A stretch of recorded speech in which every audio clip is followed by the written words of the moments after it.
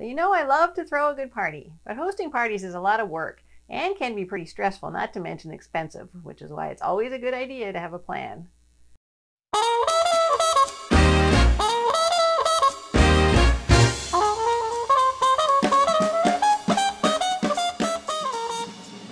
Hi, I'm Wanda Simone, and I'm the Entertaining Diva. Today is the first day of our 28-day Plan a Party Challenge. Every day for the next 4 weeks, I'm going to be sharing the step-by-step process of how I plan and host one of my parties. And I'm going to be using my Great Gatsby party from Halloween as an example. Now, I'm not a professional party planner and have never been to event planning school. However, I do have a ton of experience throwing my own parties. So hopefully you can learn what has worked for me and avoid the mistakes that I've made. I use the same process every time I'm throwing a party. It doesn't matter if it's for a barbecue or a formal New Year's Eve party. So these steps should be useful for you even if the Great Gatsby theme isn't your thing. And so you can remember everything that you need to do. I've created a checklist which you can find on my blog, entertainingdiva.com, and I will leave the direct link below. So the first point is to decide how much you want to spend. How much do you want to spend in money and how much do you want to spend in your time? Because both of those things are going to have an impact on all of the other decisions that you make for your party. So get those questions answered right off the bat, and that will make everything else easier to decide. Point number 2 is to know your party priorities. Now, you might be wondering, what is a party priority? I believe that inside we all have an idea of what we think makes a good party. And if our party doesn't have that thing, or it isn't done as well as we would like it to be, then we're going to believe at the end of the day that our party wasn't successful, even if everybody else who was there thinks it was. So it's very important to prioritize the things that we consider important. Now, in my doing parties as long as I have, I've come up with sort of 9 things that I think people regard as these core beliefs. There probably are others, but these are the 9 that I've sort of run across. And it's not that we are not going to do all of these things, but it's just that if you run out of time and money, which usually happens at some point during the party planning process, you know to focus on the most important things with the time and money that you have and not spend as much on the ones that you are not as important to you. So let's get on to the list. First thing is good food, awesome drinks, a fabulous dessert table, everyone having a good time, making sure that your guests are mingling, having beautiful decor, staying under budget, working as little as possible on your party-related projects, and making sure that everyone is invited so that nobody gets left off your guest list. So of course, if we have unlimited budget and unlimited time, we would love to have all of these things at every party that we have. But that's a very unusual situation. So pick a couple that are the most important, and then the rest of them sort of fall lower down on your priority list. So for me, making sure that everyone has a good time is probably my number 1 thing, but number 2 and a very close second would be having beautiful decor. So usually what happens with my parties is that I spend all kinds of time putting up decorations, and then I'm rushing around in the last minute trying to get food together, which I wouldn't necessarily recommend. But because decor and everyone having a good time is my most important priorities, I'm usually okay with that. Point number 3 is to pick the date and time. So the date is usually pretty obvious, you know, on the person's birthday or on a weekend or whenever it is that you're planning on having your party. The time, however, is also important. If you're not planning on serving a meal, then don't book your party at a time when people expect to be fed. So 6 p.m. would be bad. Usually, generally middle of the afternoon or later in the evening, like 2 p.m. or after 8, are times when people would expect to have already eaten their lunch or already eaten their dinner and not get substantial amounts of food at your party. Point number 4 is to decide where you're having the party. For me, there's never much of a choice because I'm usually having the party at home. But if you are having it at someone else's house or at a hall, just make sure you know where the room is, what the size of it is, and what the layout of it is, because that will affect how many people you can invite. It's better to take a room that is bigger than you need than that is too small, mostly because you can make a big room look smaller by using backdrops and things like that. But a room that's too small to hold the number of people that you want is just not going to work. Step number 5, what kind of an event do you want to host? Is it going to be a sit-down dinner, a buffet, a cocktail party, an afternoon barbecue, just appetizers, something more casual or something more formal. In any case, the location you've chosen does have an impact on what type of party you can throw. If you're having a sit-down dinner, you need to be able to fit in tables and chairs for everyone to sit comfortably in the room.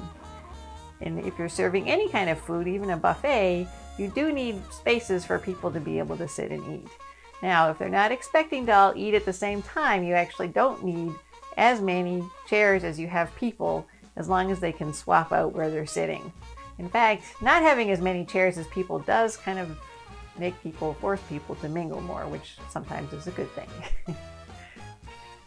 Step number 6 is to decide how many people you're going to have and start setting up your guest list. Now is the time when the budget really starts to come into play, because the number of people you have obviously directly impacts how much money you're going to be spending. So if you have too many people for your budget, you may have to start thinking creatively of things you can do to bring the cost down. Instead of having a sit-down dinner, maybe you have hors d'oeuvres only. Maybe you have a potluck so people help you out by bringing parts of the meal with them. Or do BYOB, since the alcohol and drinks are usually the most expensive part of any party. The other option that you need to consider is whether or not you're going to have enough space. So if you have too many people to fit in your room, then you might need to think of if there are other rooms in your house you could use. For example, with my parties, I always have the buffet set up in my office because there isn't enough room in my living and dining room to have the number of people that I want plus the food set up there. Now, one thing to keep in mind if you're doing that, where you've got a room that's kind of out of sight of the main party area, only put things in there that you know people are going to want to go to. So I know people are going to want to go find the food. However, I wouldn't put my dance floor back there because people usually start dancing when they see other people dancing, and if they can't see them because they're in a different room, then you're usually going to have fewer people involved in the activities that you want to have at your party. Then we're on to number 7. Number 7 is to pick a theme. I think every party should have a theme. Not only does it make it easier for you to do decorations, but it also helps you choose food and drinks, and could even influence your guests' attire if you decide to ask them to do that. But it just makes the whole decision-making process for your party easier. Now, your theme does not have to be something fancy. It could just be a color scheme like blue and white. I've done black and white parties or all white parties. It just means that gives you a direction to go down when you're making your decisions. If you do want to do a, sort of a more elaborate theme, there are lots of options for choosing what you want to do. So you could do a time-based theme, which is like a, roaring 20s party or a 70s disco party or an 80s dance party. Every decade kind of has its own thing. You could choose a movie or a book-based theme, like Harry Potter or the Addams Family. You could do location-based themes, Wild West Party, a Hawaiian luau, sports-based themes like football, baseball, or hockey, nature-based, so like a flamingo party, a winter wonderland party, or an under the sea party. And then of course there's always your color-based, which are pretty simple. You just pick the colors that you want to work with, blue and white or whatever it may be. In any case, whenever I'm doing when I get to this stage, this is where Pinterest usually comes in handy. So I go and I create myself a Pinterest board, and then I just start saving all the ideas, recipe, decor, drinks, anything I can find that's related to that party theme that I think might be interesting onto my Pinterest board. Later on, I can go through and figure out which ones of those things that I want to do. But for right now, anything that seems like you might be interested in it, I would put on there. And if you're interested in seeing Pinterest party boards, you can go to my Entertaining Diva Pinterest profile, and you can see all of the party boards that I have out there. So that could give you a start depending on what kind of theme you want to go for. Next up, number 8 is invitations. So now we're actually getting into the doing part of the party. So you can either send physical invitations through the mail, or you can do an online service like Facebook or Evite, or just send text messages or emails through your regular email. Any way that you want to do it. For more formal events, usually the physical in-the-mail type invitations are what people expect. But for any other type of party, you can do pretty much whatever invitation you want. Just make sure you're clear on the invitation what the party is about. If you want people to bring their own drinks, tell them that. If you're providing appetizers only and not a meal, tell them that. If you want them to dress in black and white because that's your theme, tell them that.